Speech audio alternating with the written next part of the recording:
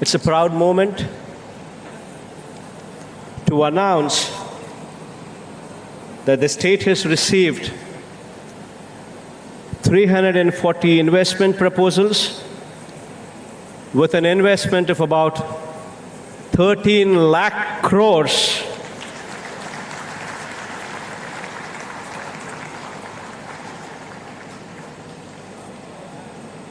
Providing employment to almost 6 lakh people across 20 sectors distributed all along the state. As of today, post my speech, we are going to execute 92 MOUs with an investment of about 11.85 lakh crores, giving employment to almost 4 lakh people. The remaining 248 MOUs will be executed tomorrow, i.e. 4th March 2023, with an investment of about 1.15 lakh crores and an employment to almost 2 lakh people. Marquee investments such as Reliance Group, Adani Group, Aditya Birla Group, Renew Power, Aurobindo Group, Daikin, NTPC, IOCL, Jindal Group, Mondelez, Parley for the Oceans, Shree Cements, Wellspun, to name a few, shall be setting up their businesses and expanding their businesses in Andhra Pradesh. And I take this opportunity to thank them personally. On behalf of the state of Andhra Pradesh,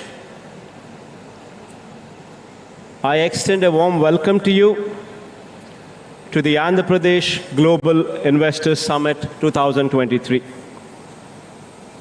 And I also thank you all for being part of this event. At the outset, I wish to point out that this summit today, through this summit today, we would like to communicate to the domestic and international investor community, we would like to communicate to them that you mean a lot, that to us you are important. And this we would like to communicate this day through this summit. We would like to convey this day our strengths, the diverse opportunities the state has to offer, the state's business-friendly environment, its robust infrastructure, the state's emphasis on healthy competition and innovation, and above all, our commitment towards sustainable long-term growth through your partnership. I'm extremely happy to host this event in Visakhapatnam, a city that has emerged as a strong economic hub with the presence of multiple public and private sector units, port-led infrastructure, a medtech zone, and a tourist hotspot. The city known not only for its industrial strengths, but also for its picturesque beauty and serene landscape. It gives me great pleasure to host the event in this beautiful city. The year 2020-23 is an important year for India as the country is hosting the G20 summit in September with the theme, One Earth, One Family, One Future. I'm sure that India's G20 presidency under the visionary leadership of Shri Narendra Modi ji would be a defining moment for us. The city of Visakhapatnam is also hosting one of the most important G20 working committee meetings as well. India is one of the fastest growing economies in the world. India has also demonstrated immense resilience and has emerged as one of the top destinations for foreign direct investments as well. The state of Andhra Pradesh is one amongst the leading states driving the growth story of India. The state is blessed with several inherent strengths, including abundant natural resources, mineral wealth, a 974-kilometer coastline, and so forth. The state also possesses a robust infrastructure with 6 operating ports and 4 more under development. 6 airports spread across the state, of which 3 are international airports as well. 3 of the 11 industrial corridors being developed in the country are coming up in the state, housing 10 industrial nodes with a number of leading educational institutions, strategic locational advantages, abundant industrial land bank, skilled youth, a thriving industrial and business ecosystem, and above all, a proactive government with an enabling policy framework makes the state an attractive destination for your investments. Andhra Pradesh has achieved a year-on-year GSDP growth rate of 11.43% in the financial year 2021-22, which was the highest in the country.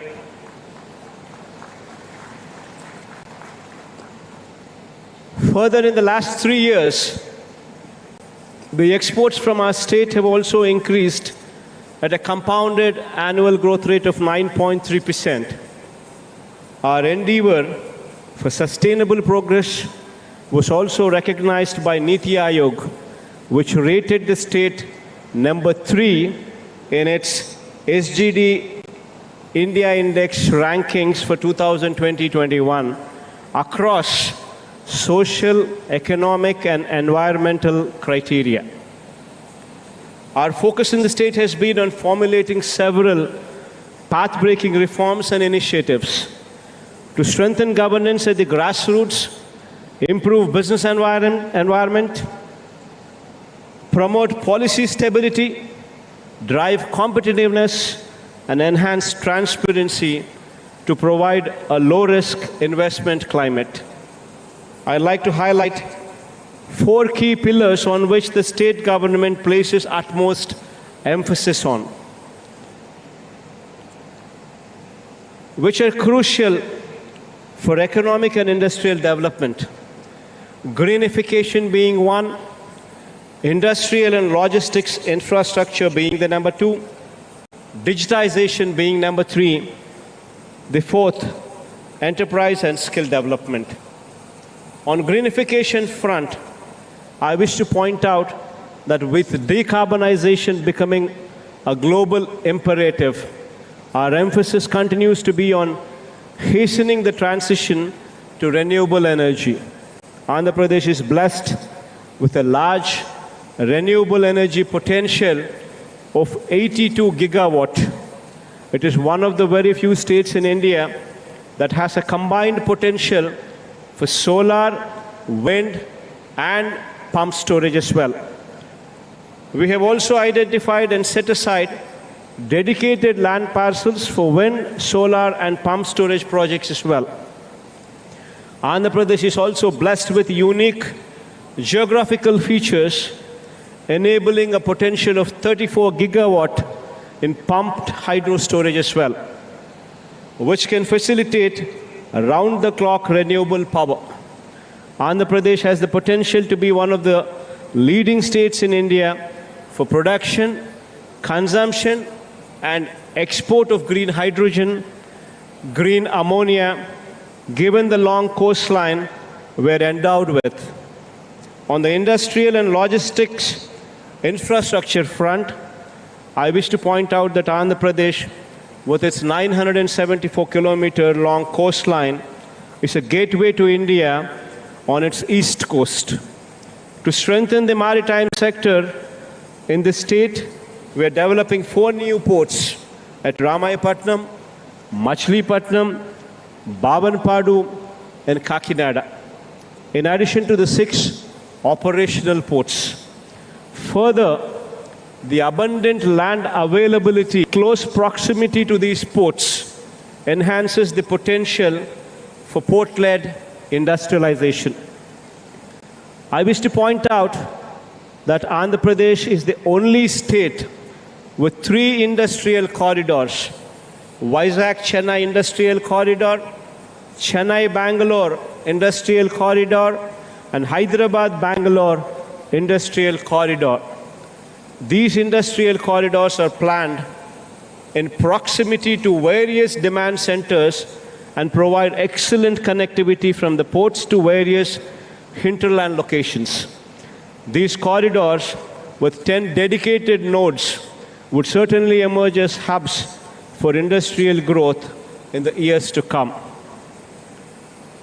To reduce the time and cost of moving cargo to hinterlands, we're also developing 5 multi-modal logistics parks as well, at strategic locations spread across the state.